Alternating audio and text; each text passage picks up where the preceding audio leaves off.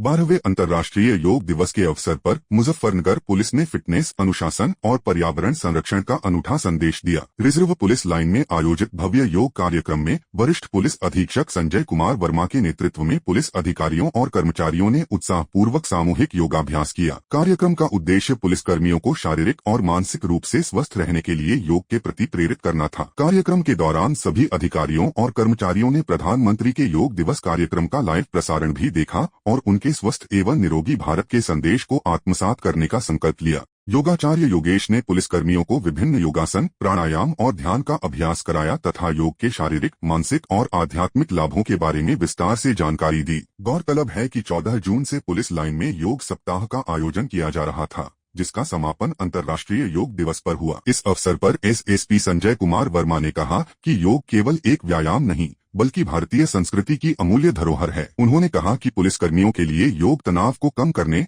मानसिक एकाग्रता बढ़ाने, शारीरिक क्षमता मजबूत करने और बेहतर कार्यक्षमता बनाए रखने का सबसे प्रभावी माध्यम है। उन्होंने सभी अधिकारियों और कर्मचारियों से नियमित रूप से योग को अपनी दिनचर्या का हिस्सा बनाने की अपील की। कार्यक्रम के समापन पर एसएसपी ने योगाचार्य योगेश को स्मृति चिन्ह देकर सम्मानित किया। इसके बाद पर्यावरण संरक्षण का संदेश देते हुए पुलिस अधिकारियों और कर्मचारियों ने रिजर्व पुलिस लाइन परिसर में फलदार और छायादार पौधों का पौधारोपण किया तथा उनके संरक्षण का संकल्प लिया। इस आयोजन के माध्यम से मुजफ्फरनगर पुलिस ने स्वस्थ जीवन शैली के साथ साथ हरित पर्यावरण का संदेश भी दिया।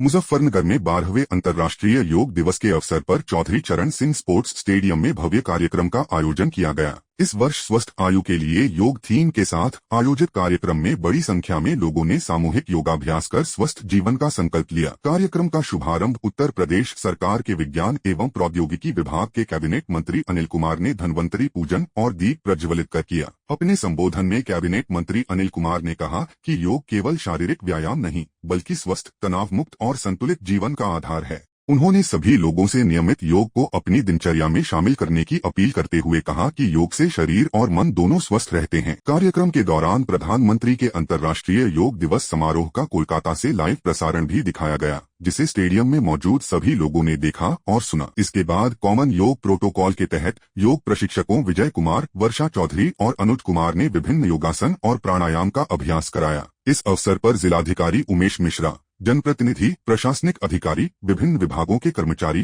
स्कूल कॉलेजों के छात्र छात्राएं, शिक्षक और बड़ी संख्या में नागरिक उपस्थित रहे।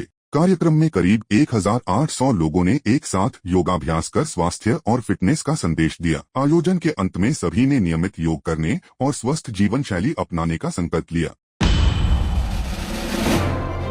मुजफ्फरनगर में 12वें अंतर्राष्ट्रीय योग दिवस के अवसर पर मूलचंद रिजॉर्ट में भव्य योग कार्यक्रम का आयोजन किया गया। कार्यक्रम में केंद्रीय मंत्री संजीव बालियान, उत्तर प्रदेश सरकार के मंत्री अनिल कुमार, भाजपा जिला अध्यक्ष सुधीर सैनी, महिला जिला उपाध्यक्ष ममता अग्रवाल सहित कई जनप्रतिनिधियों, सामाजिक संगठनों के प्रतिनिधियों और बड़ी संख्या में नागरिकों ने भाग लेकर सामूहिक योगाभ्यास किया। योग प्रशिक्षकों के निर्देशन में सभी प्रतिभागियों ने विभिन्न योगासन, प्राणायाम और ध्यान का अभ्यास किया। पूरे कार्यक्रम में उत्साह और अनुशासन का माहौल देखने को मिला।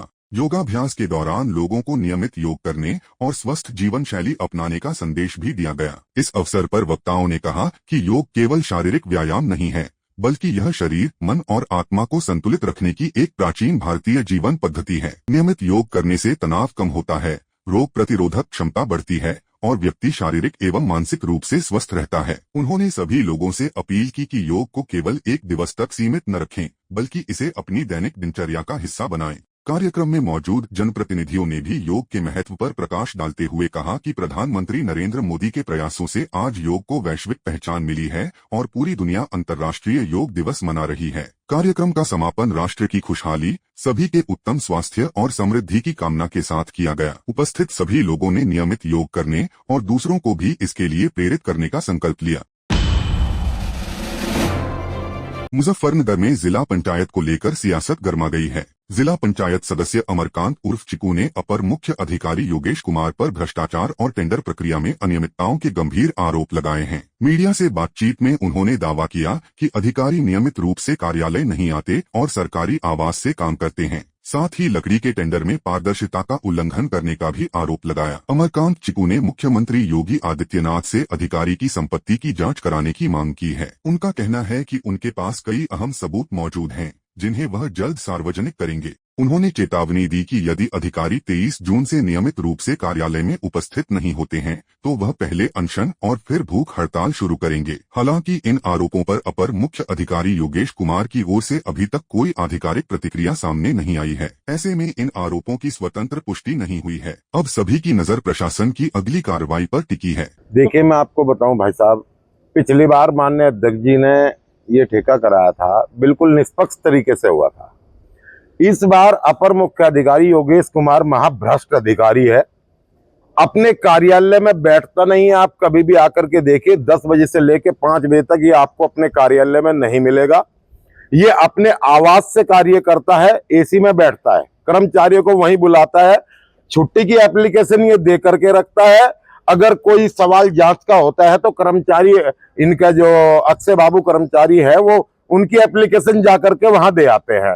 नहीं तो ये अपनी मन मर्जी से चलाते हैं। कुछ समय पहले भी 2.5 महीने से पहले ये अपनी गाड़ी जो है वो जिला पंचायत से बाहर नहीं जा सकती, जिले से बाहर, ये मेरठ टोल तक अपनी जिला पंचायत की गाड़ियां मंगाता था।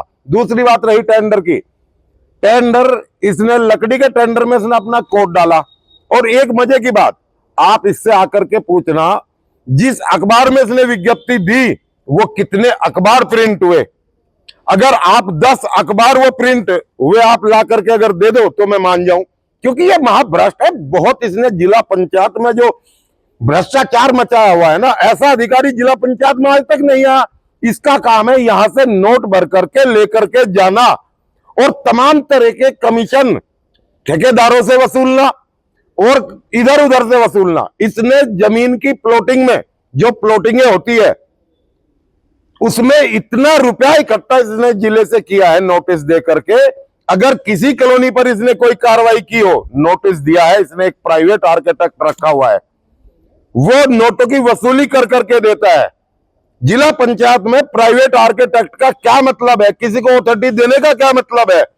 अगर विभाग मैं माननीय मुख्यमंत्री जी से निवेदन करता हूं आपके माध्यम से कि इसकी संपत्ति की जांच कराई जाए, इसकी जांच कराई जाए कि इसके पास इतना धन कहां से आता है।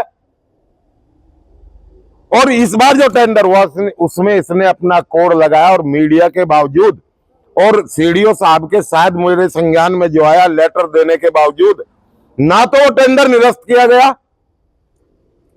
क्यों नहीं किया गया, ये कहां है अभी तक? क्योंकि इसे पैसे का लालच है। ये चाहता है यहां से पूरे मुजफ्फरनगर की जिला पंचायत को बेच करके गाजियाबाद अपने घर लेकर के चला जाए। अपर मुख्य अधिकारी योगेश कुमार, बाकी वो बताएंगे कि उनके साथ कौन सम्मिलित है।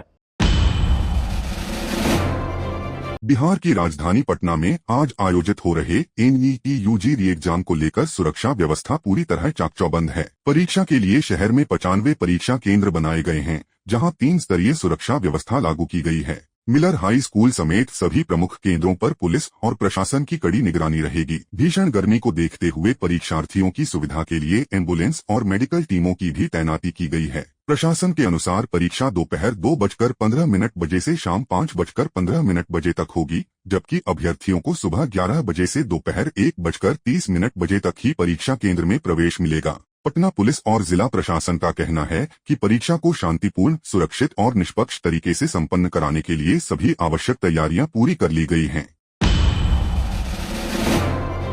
बिहार की राजधानी पटना में पूर्व मुख्यमंत्री राबड़ी देवी के सरकारी आवास को खाली कराने की प्रक्रिया लगातार जारी है। पिछले कई दिनों से आवास से घरेलू और अन्य सामान को चरणबद्ध तरीके से दूसरी जगह शिफ्ट किया जा रहा है। रविवार को भी ट्रकों के जरिए सामान बाहर ले जाते हुए देखा गया। जानकारी के अनुसार यह सामान नेता प्रतिपक्ष तेजस्वी यादव को आवंटित विधायक फ्लैट में पहुंचाया जा रहा है। प्रशासन की निगरानी में पूरी प्रक्रिया शांतिपूर्ण ढंग से चल रही है और धीरे धीरे सरकारी आवास को पूरी तरह खाली कराया जा रहा है। फिलहाल प्रशासन इस पूरी कार्रवाई पर लगातार नजर बनाए हुए है।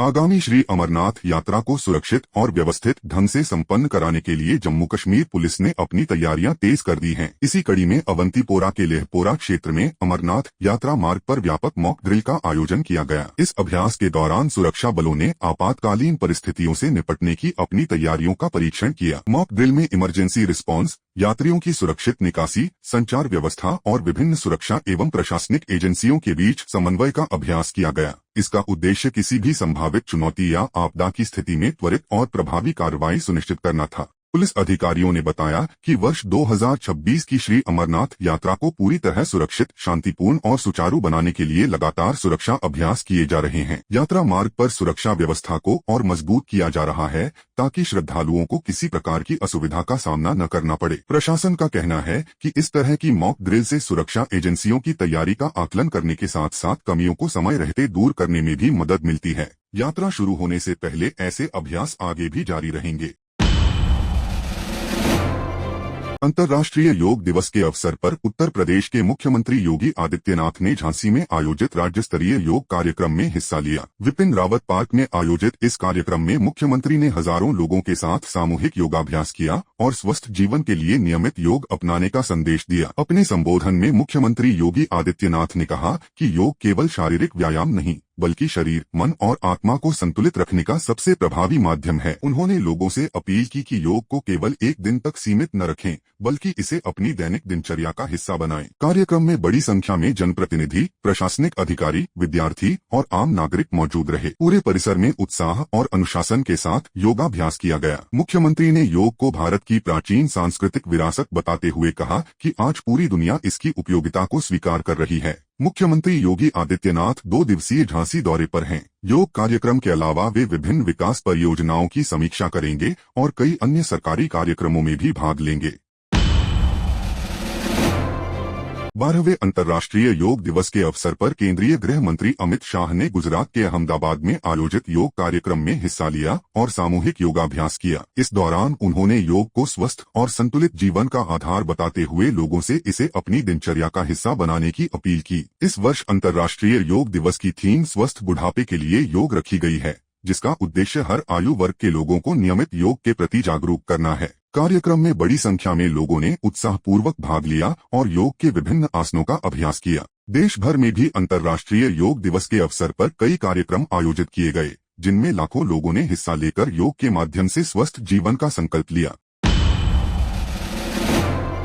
प्रयागराज में 12वें अंतर्राष्ट्रीय योग दिवस के अवसर पर संगम तट एक अनोखी कला का साक्षी बना। यहाँ प्रसिद्ध सैंड आर्टिस्ट अजय गुप्ता और उनकी टीम ने रेत पर आकर्षक सैंड आर्ट बनाकर योग और स्वस्थ जीवन का संदेश दिया। कलाकारों ने अपनी शानदार कलाकृतियों के माध्यम से योग की प्राचीन परंपरा और उसके महत्व को बेहद खूबसूरती से प्रस्तुत किया। सैंड आर्ट में बच्चों से लेकर युवाओं और बुजुर्गों तक सभी आयु वर्ग के लोगों को विभिन्न योग मुद्राओं में दर्शाया गया। इन कलाकृतियों का मुख्य उद्देश्य लोगों को नियमित योग अपनाने और स्वस्थ जीवन शैली की ओर प्रेरित करना था। रेत पर उकेरी गई करें योग, रहें निरोग की थीम ने वहां मौजूद लोगों का ध्यान अपनी ओर आकर्षित किया। संगम तट पर पहुंचने वाले श्रद्धालुओं और पर्यटकों ने इस अनूठी सैंड आर्ट की जमकर सराहना की और कलाकारों के प्रयास को योग के प्रचार प्रसार की एक बेहतरीन पहल बताया। योग दिवस के अवसर पर यह कलात्मक प्रस्तुति लोगों के बीच स्वास्थ्य, फिटनेस और भारतीय संस्कृति का संदेश लेकर आई। तो आज हम लोग ने योग दिवस के उपलक्ष्य पे सैंड आर्ट बनाई है, जिसमें हम लोग ने योगा करते हुए लोगों को दर्शाया है। पीढ़ी दर पीढ़ी हम लोग ने कैसे योग को दर्शाया है।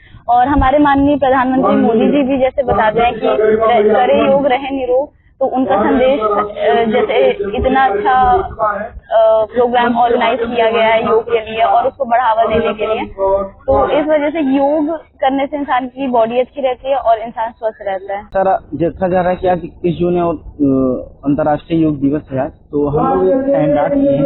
जैसे देखा जा रहा है कि माननीय प्रधानमंत्री मोदी जी का जो अपील है कि तो योगा फॉर हेल्थी एजिंग का, तो हम लोगों ने पीढ़ी दर पीढ़ी पर एक सैंड आर्ट किया है। जैसे कि एक हम लोग बुजुर्ग को बनाए हैं, साथ में उनकी बहू को बनाया, फिर उनके बेटे को बनाया। तो पीढ़ी दर पीढ़ी पर जो ये प्रक्रिया चल रही है, ये बुजुर्ग हमेशा करते हैं, इसमें हम लोगों ने